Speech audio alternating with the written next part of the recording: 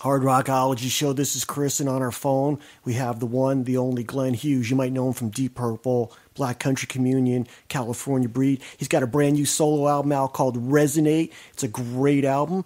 And Glenn, I want to thank you for taking time out to talk to Hard Rockology.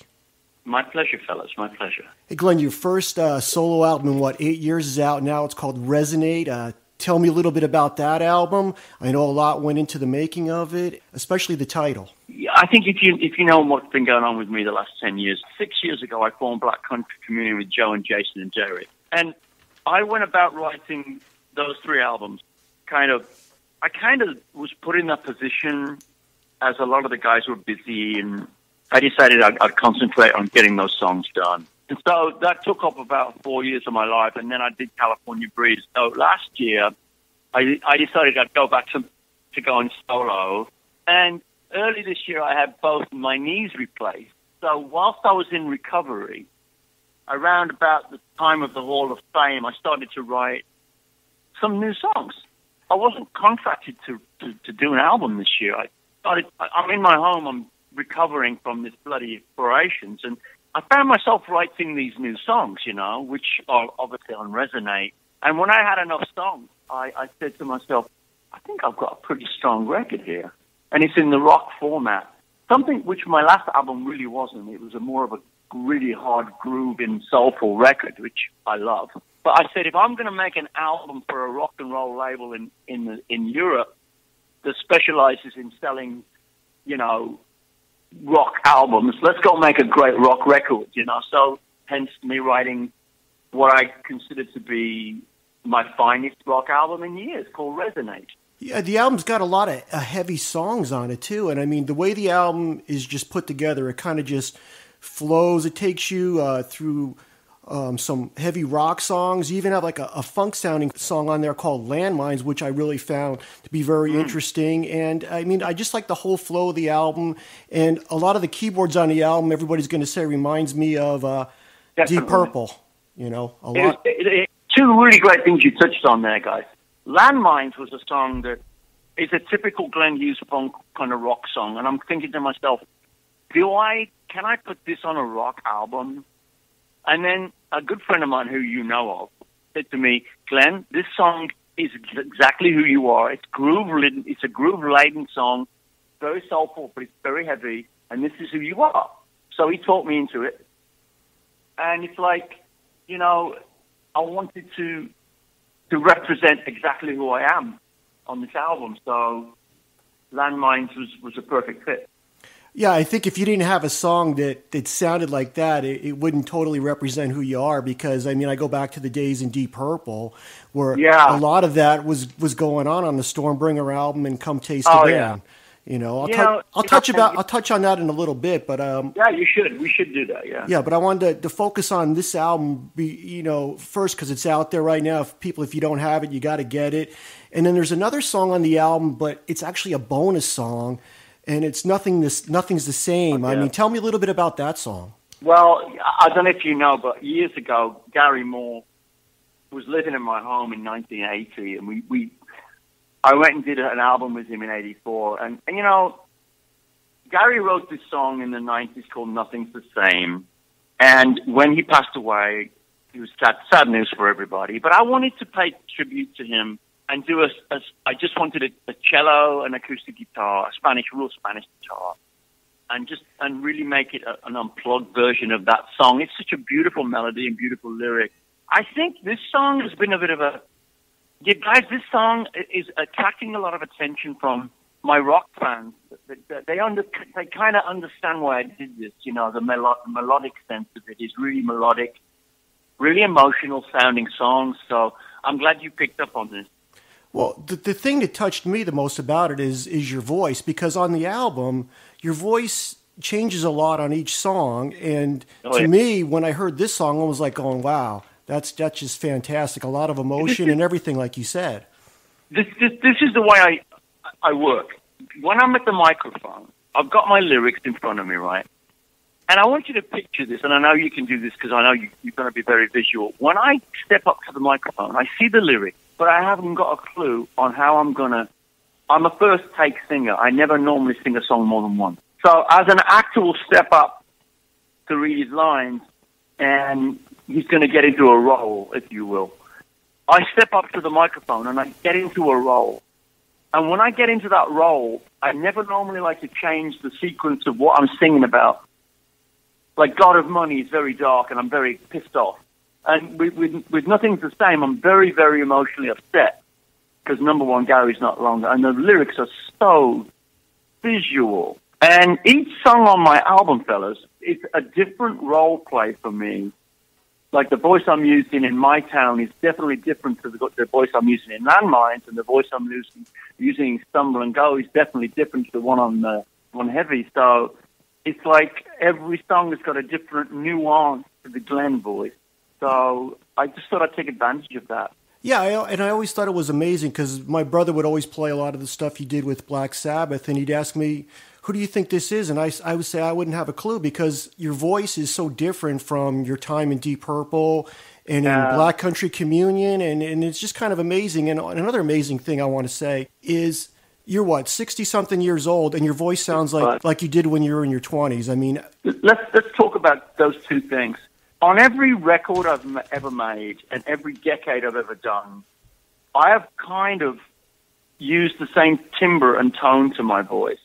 But over the course of the last 4 decades, because I don't know if you remember, because David Bowie lived at my home for 6 months while he was making an album, and he would always yell and scream at me to keep changing and keep evolving, you know. And so I've never really written. I don't think you guys can say, oh, that's Glenn. He kind of sounds like he did on.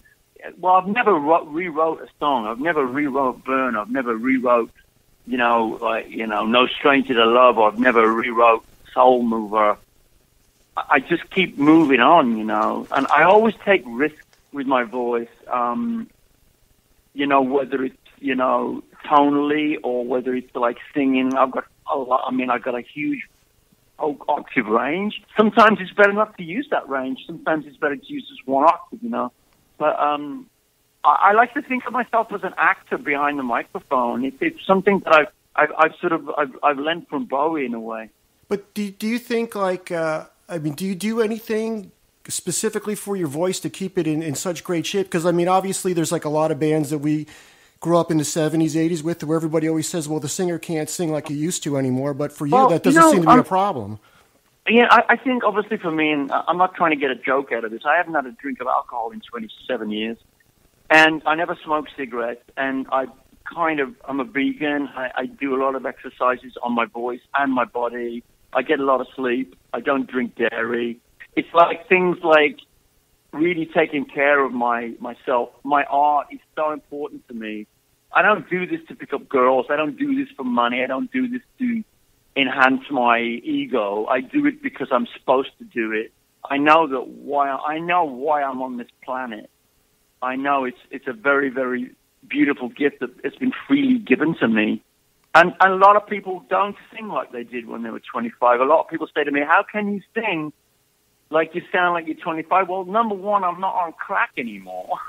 And number two, I've never taken my eye off the ball. And I'm also a student of music. Also a big fan of other singers, always studying, always learning, always wanting to keep taking risks. I think it's very important. So on the new album, the song is called Long Time Gone. You have a video for that. Do you enjoy making videos? Oh, God, no.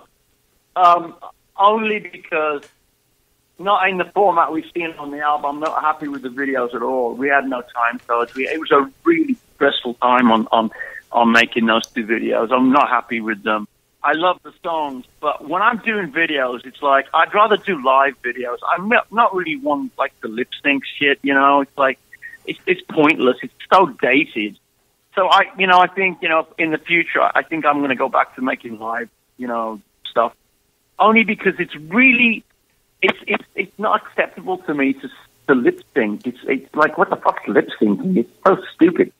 So, but I don't mind making video clips. I just have a hard time watching them, Yeah, it seems like a lot of musicians are just saying, "Hey, just film us playing live. We're all good to go. I don't want to do take after take after take of." I don't like it. It's only because it's like the present. Like I said to you, when I sing at the microphone, it's only once. Never, never twice. When you're doing video clips, you got take 13, take 14. I'm going, oh, fuck that. So it's like I'm done with it after like 5 minutes. So it's like I gotta be in the moment. You know, it's who I am. Your friend in Deep Purple, David Coverdale, last year put it out, the White Snake Purple album of songs he did with Deep Purple with you also. What did you think of that album? Oh, wow. I saw him in London. I'm playing Wembley. And Jimmy Page was at my show, and he said to me, have you heard David's Purple album? I said, excuse me? David's what album? He said, his Purple album. I'm going, what? So, I mean, I had no idea. And David and I speak every week. We're on the phone every week. We have not missed in 43 years. But he never told me about it. And then, of course, I hear about it, and he's like, oh, then he sends me 3 copies, and he wants to know my opinion. And I'm going, okay, well, give me a minute. So I was a bit shocked that Pagey told me. But the fact is that what David, he put his own spin on. I think he even sang one of my songs, didn't he? Didn't he sing like... I think the thing that was different for me is when you guys were in Deep Purple together, you guys traded off vocals. On this album, he just sang all the vocals. So, yeah, you're right. Yeah, I think he sang he did sing Holy Man. And listen, I don't have a problem with what David does. I don't have a problem with what anybody does. It wasn't Deep Purple sounding. It sounded to me like Whitesnake doing Purple, which he is, you know. It's really hard to duplicate the first thing you do. You know, I've re-recorded You Keep On Moving like 30 years ago and Burn. It's like just different, you know. But I had no problems with David doing what he did. He did a pretty good job. So speaking of Deep Purple, while we're on the subject, you were in the band for 3 albums, 3 of my favorite albums, I might add. What are your 5 favorite songs you wrote at the time for Deep Purple? You Keep On Moving, Getting Tighter This Time Around. You Can't Do It Right With the One You Love.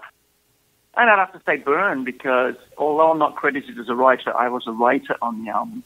I think that was the big significant song for me, because it was such a huge song. But I co-wrote a lot of that stuff, so I really did. I Stevie Wonder, he loved You Can't Do It Right With the One You Love, which is a really big compliment to me. So it was a big thing. I was actually listening to that song this morning, walking my dogs. I love that song. I love the whole sound of that song. Thank you.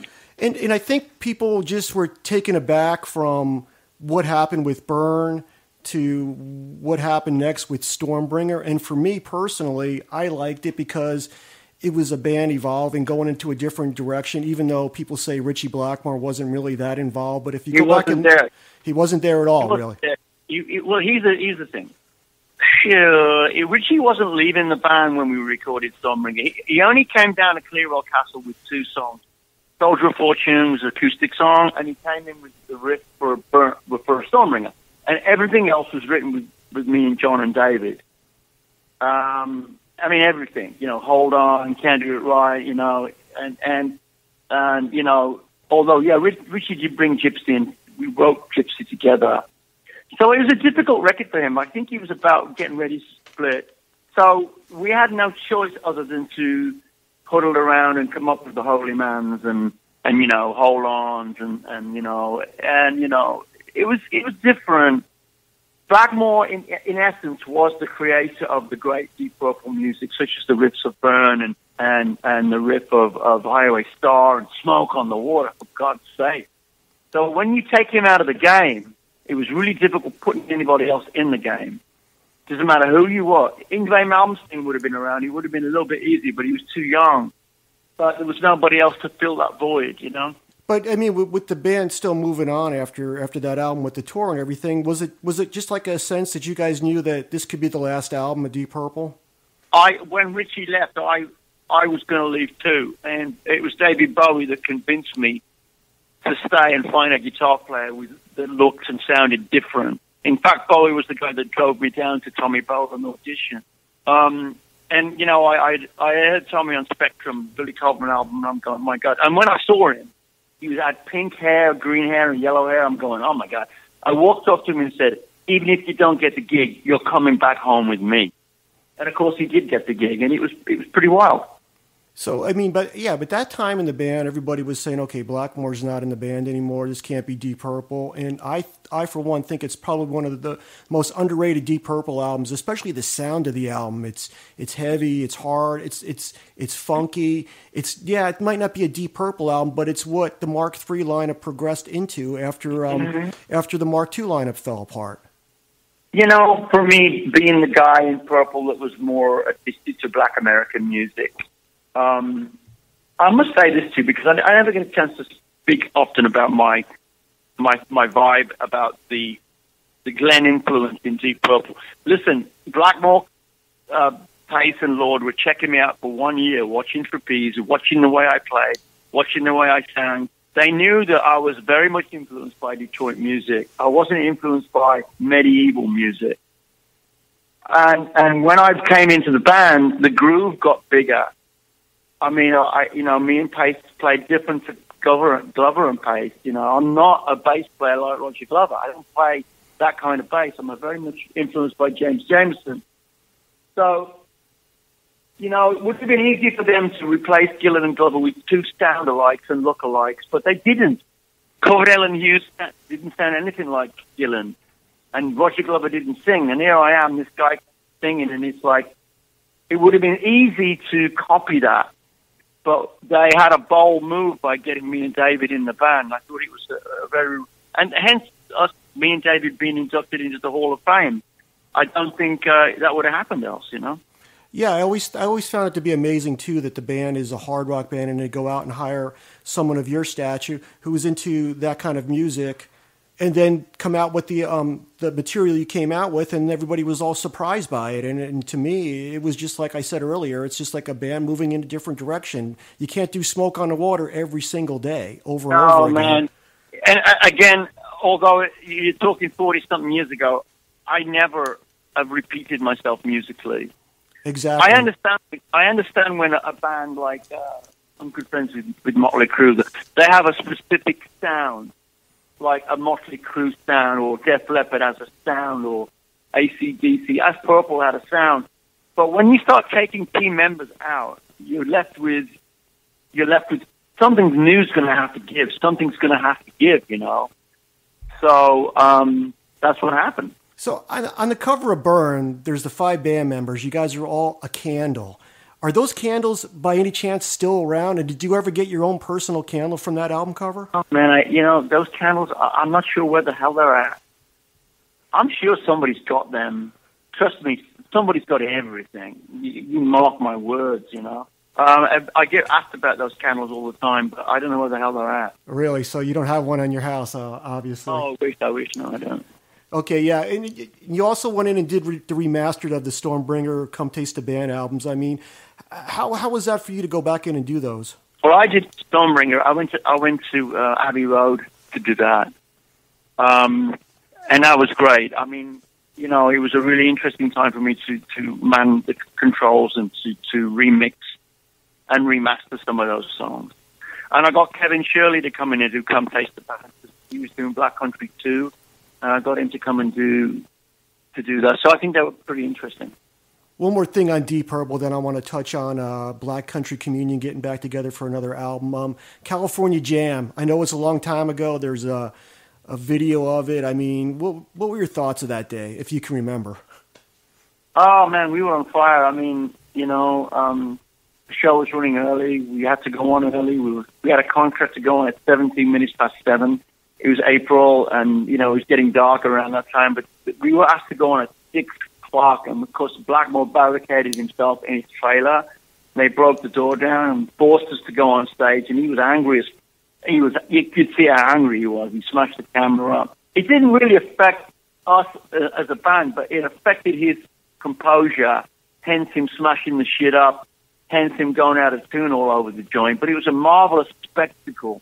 We sold a bunch of records that week on the back of that. And it was also a pretty spectacular thing to see on national TV, wasn't it? Yeah, I mean, exactly. I mean, there's Dick Clark announcing, "Hey, everybody," and And he's these four or five guys coming on smashing the shit up. So it's pretty wild stuff. And then, of course, I forgot to mention this. I really wanted to touch on this. I mean, you did a tribute for Tommy Bolin a couple of years back. Yeah, obviously, he was a guitar player for Come Taste the Band, and he died at a very young age. And if he would have survived and got through everything like you did, what do you think he would be like today as a musician? The Tommy I knew, and I knew him very well, I was his closest friend in the band, was dipping his feet into Peruvian music. He was dipping his feet further into psychedelia. He was listening to John McLaughlin. He was listening to rock music. He was making private solo albums, Private Eyes and Caesar, that sounded Latino kind of cross-bred, Eastern European, South American, and then pop music. So, it's like if Hendrix would still be around, I don't think Hendrix would have been playing, all along the Watchtower. I just think certain people just go off into different tangents, Unfortunately, Tommy didn't make it because he was just, he just didn't make it, He was a devoted, he was the biggest kind of free, kind of hippie peace movement dude you've ever met. And he got caught up in that whole, behavior. We did not know that he was sick. We had no idea that he was indulging like that. Yeah, I mean, I guess everybody thinks like because you're in a band, you're going to know what you're doing on and off the stage, and that's not always the case. No, Tommy and I, he was my roommate at my home, in LA. And, Tommy and I were, kind of boisterous guys, and we did a couple of lines here and some Jack Daniels, but I did not know there was a deeper, darker side to what was going on with him. You just never know. And then I look at people that died so early, the guys that died when they were 27, the Brian Jones scenario, the Hendrix thing, these guys were like so young, and so the thing is with my friends that have died of that age group between 25 and 30, like John Bonham, another dear friend of mine, even John, to an extent, I think it's common knowledge that John's drinking was getting in the way of his playing. I mean, and my cocaine addiction, music was getting in the way of me getting high. And that's what it was like for John. John really loved his family, Jason and his wife and his daughter. And it's like, you get a guy that's an addict or an alcoholic on the road and they go mental, they go nuts, But I'm just very, very lucky that I escaped that. Because I mean, look at the people we've lost this 11 musicians we've lost this year. And that's just the ones we know about. Correct. Yeah, I mean, it's like, well, Scott Weiland comes to mind. He was pretty young. Well, 46 isn't 27, but still. Scott, let me tell you, bros, we all tried to stop Scott. He was hell-bent, man. He was like, trust me, I got stories of spine-tingling shit I can't tell you on the air, man. I mean, spine-tingling shit. A movie. Poor old guy could not get fucking sober. He could not get it. And for you, I mean, it's like you actually did survive and went through all that. So I can see you maybe trying to help other people because, I mean, you were there. I do help a lot of people. And the people reach out to me because I have a long-term sobriety. And I remember now, people were taking bets on me in 1976 that I was going to be the next one to go after Tommy. And of course, it took me. I got sober in '91 and clean, and it's like I had to change my life. It's like I don't know if you guys remember in 1977 on the cover of Time magazine, it said these words: "Cocaine, it's not addictive." Vaguely remember. I'm sure I can pull it up in the archive. I mean, it's on the cover. It's not addictive, and of course we were all sniffing it like, okay, well, it's okay then, Yeah. I mean, it's like, it's, oh my God, it's like, I can't put anything in my mouth that affects my brain or affects my, physicality. I just can't do it. But I'm one of the lucky ones, man. I'm one of the, I mean, I can't even, I've had operations. I've had open heart surgery and I didn't take any opiates because I was so frightened.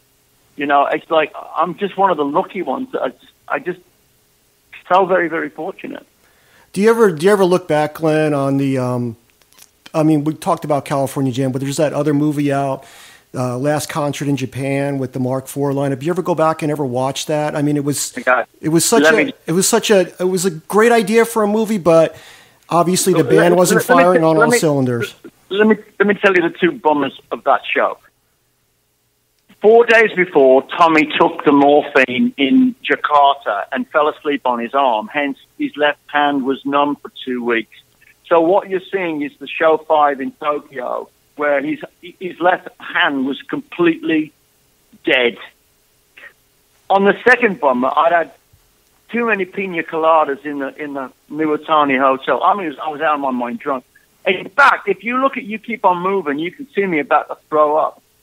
It was like, I've never been that drunk on stage. I'm actually opening a can of worms here because I'm not proud of it.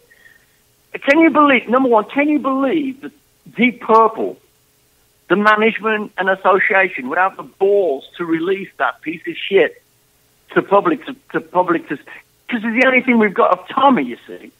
But the goddamn people that run the show at Purple, we're still making the money out of this. Me and David are so pissed off about that. Well, yeah, I remember when the album came out back in the 70s, and it was like we bought it, and we're like, oh, well, where's the guitar on it? What happened? And then the movies... Yeah. Right. It's very heavy mix. John Law's very heavy in the mix. And the guitar... Guys, Tommy could only play bar chords. He couldn't play any solos because his arm was dead. I mean, literally freaking dead. You know? And it was so... hence me... I'm not blaming the fact that his arm was dead that I was drunk, but I was not happy about being filmed while the band was not clearly firing on all cylinders, you know? Yeah, I mean, and for people that really want to get a good idea what the Mark IV lineup was about, I believe King Biscuit Flower Hour put a different live... Excuse me? That was a way better performance, right? Exactly, yeah. I mean, if people really want to know what Mark IV was all about live, that's a good CD to get. King Biscuit Flower Hour. I believe it was recorded in Long Beach in '76. That's correct, man. Yeah, so and that would have been February of '06. Yeah, so that's a great representation of what the band was about, and I would say that you guys were firing on all cylinders on certain parts of that tour. Yeah, I agree. Okay, so now that we got the Purple stuff taken care of, I really appreciate you going back and talking about Purple. Favorite lineup, nothing to take away from Mark II, but I thought Mark III had a little bit more interesting albums. That's just my opinion, but I heard Black Country Communion is going to be making another album. Yeah, Joe's been at my house for the last, he's been here 9 or 10 times, and he's just started his tour. I'm now writing lyrics. We've done the music. I'm writing lyrics as we speak. I'll have it all done before Christmas. We're going in the studio in January. The album will be out May the 20th. Joe and I decided that the only way we could do an album is if we had the material. So I don't think Joe and I have never worked this hard on Black Country before. We've never put so many hours in. And we went to Malibu to play the songs to Kevin, and we all put the thumbs up.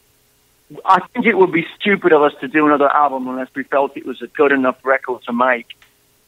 And I think we've got a really good, interesting record to make here, so I'm excited.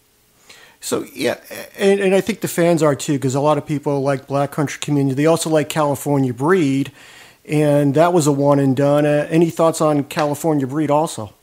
I love Cali Breed. When Jason, I spoke to Jason last week about this, because Jason hadn't spoken about a year. And we spoke about California Breed. He was in love with the album, but he didn't like the idea of the touring regime of that period for him was bad. Got some family stuff going on. Also, he was going to work with Phil Collins. I don't know if you know that.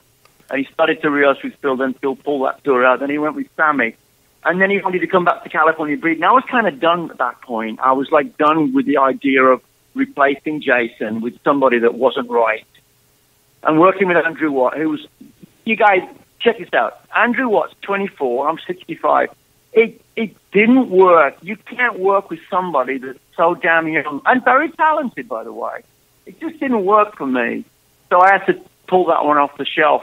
But when Joe came to me after the Hall of Fame and said, fancy doing another Black Country album? I said, yeah, let's go for it, So hence us, here we go.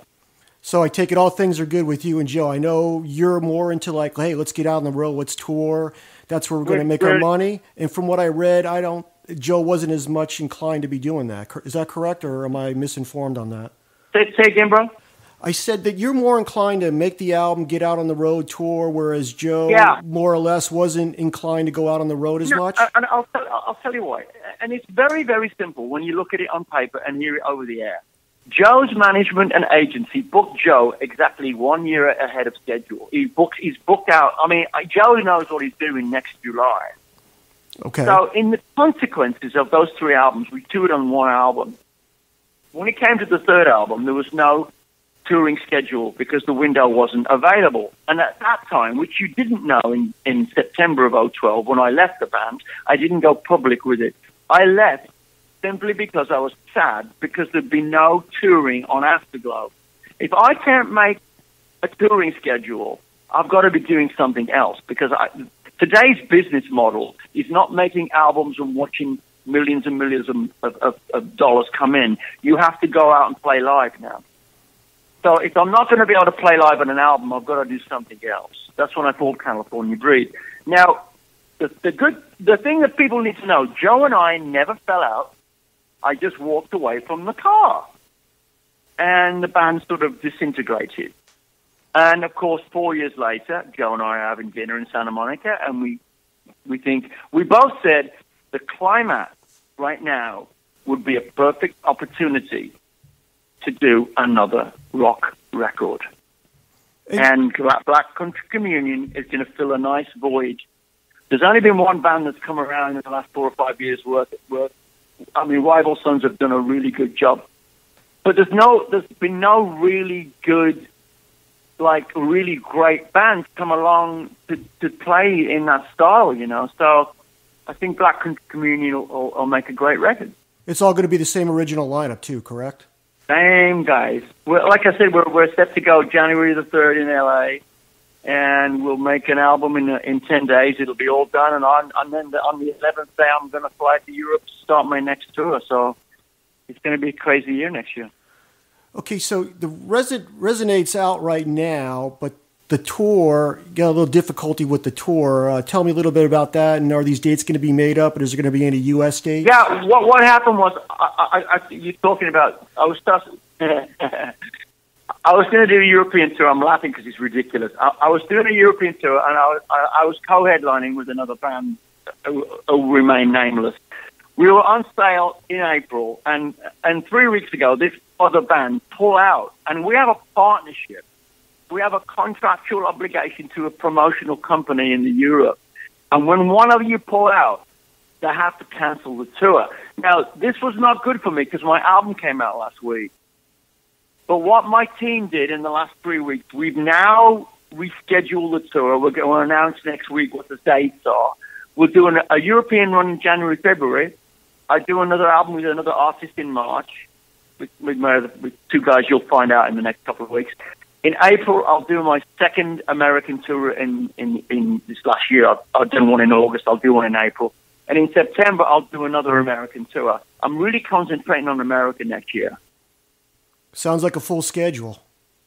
It's a full year. And of course, and Joe and I weren't joking when we said this, Joe and I and Derek and Jason will get together in January. And if we feel there's a window to tour on Black Country 4, we'll do it. But what I'm not going to do today, fellas, is I can't tell you if there's going to be a tour. Because I know this interview is going to be heard by a lot of people, and it's going to be read by a lot of people. I don't want to be shooting myself in the foot by saying we're going to do this and this, because the fact of the matter is, I'm going to be busy, Joe's busy, Jason's got Led Zeppelin experience, so hopefully there will be a window for Black Country to do some shows. Very good. Okay, let's go back to the Resonate album real quick before I let you go, Glenn. Some of your favorite songs on the album, I know you probably love all of them, but I mean, there's got to be a couple that stand out for you. Man, it's a really difficult one because I wrote the album in a 2-week window. I have a studio in my house. I wrote them very quickly. I get up in the morning, I get up there, I get up and write a song, and before dinner I write a lyric, after dinner I sing it. So I went to the studio with all these demos of these songs. My band had no idea what they were going to record. So the album for me, this is going to sound familiar. You've probably heard it before. The album doesn't have a significantly one song that I love. I think it's an album of like little tiny movies for me, from heavy all the way to A Long Time Gone, you know. I mean, I think God of Money is a really aggressively angry track. Nothing's the Same is a very emotionally supercharged track, you know, tear-jerking track, you know. And of course, you know, I think Let It Shine has got the darkness and the lightness of who I am. Landmines is a typical Glenn funk rock track, you know. But there's not one specific song I can go, well, that's Glenn Hughes. I think the album is Glenn Hughes, hence the title Resonate. People keep asking me about Resonate. I kept dreaming of this song, Resonate, but I couldn't write a song called Resonate. I said, let's just call it Resonate. That's a perfect guy. That's where the album title comes from. You can't write a song about it, just name the album that way. Got to do that, yeah. One more thing. I know you got inducted into the Rock and Roll Hall of Fame on the same day that your dad passed. Condolences on that from Matt and I at Hard Rockology. What was that day like before I let you go? The day, well, I flew out on the Wednesday from LA to New York, and the show was Friday. I knew Dad was in the last moments of his life because they advanced the morphine, and you know when they advanced the morphine, you know he's hours away. And I knew the day of the show when Mum hadn't called me for 24 hours. There was something wrong. And, of course, after the show, I got a call. So if you look at the footage on YouTube or look at the footage on TV, you'll notice I was very grim and very solemn. I didn't tell David or anyone else in the band. I didn't tell my attorneys or my management. I didn't tell all my guests who were sitting there. Chad Smith, my best friend. I didn't even tell him, who was sitting at my table, about my father until after the show. And, of course, I fell to pieces. But I didn't want to discuss it at the ceremony because it was just too devastating for me. And funny enough, that night, Greg Harris, the CEO of the Hall of Fame, asked me to be an ambassador for the Hall of Fame. And even he didn't know about this until the day after. So I was very, very honored to walk away from that show with my head held high, knowing my father was watching me from the Royal Box. That's what they do call it in the UK, the Royal Box. Yeah. But look, guys, it's been a very difficult year for me. The dual knee replacement, the death of my dad, the acceptance of him dying on the Hall of Fame, the beauty that those guys have asked me to keep going back to the Hall of Fame and be service to new people coming in, and of course having the biggest record of them. I mean, I've charted in most countries this week with Resonate, so I know who's going to produce Glenn's next album. It's going to be the same one that produced the last one. So we now know I'll be producing the next one next year. All right, Glenn. I want to thank you for being part of Hard Rock. This has been one of the best. This has been one of the best interviews I've done on this one. I want to thank you both very much for giving me the love.